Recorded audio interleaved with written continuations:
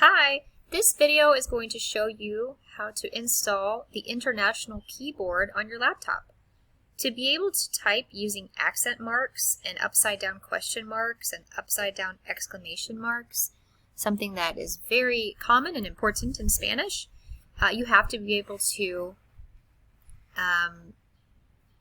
have this keyboard installed. And so this video will walk you through that process. It will not show you how to do the accents. That will be a different video or document. If you have the Yoga ThinkPad, this process should be very similar to what you're about to see. If you have the newest laptop, this is exactly what you should do.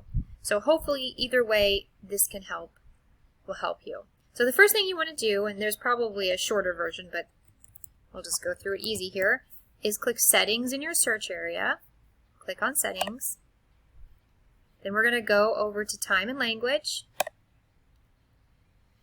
And then we're going to go over here and click Language. And then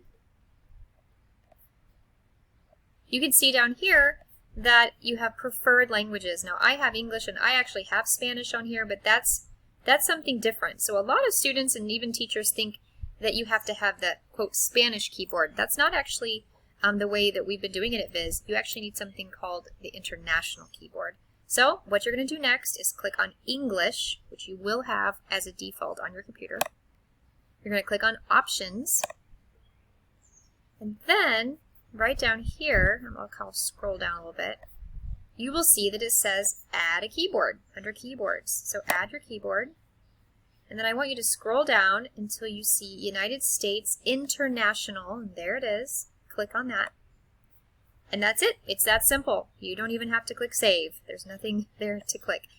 So you have the International Keyboard on your computer now, and I'll prove it to you. I'm going to go to just Google, and I'm going to write in America with an accent mark. Look at that. And that's a different video entirely.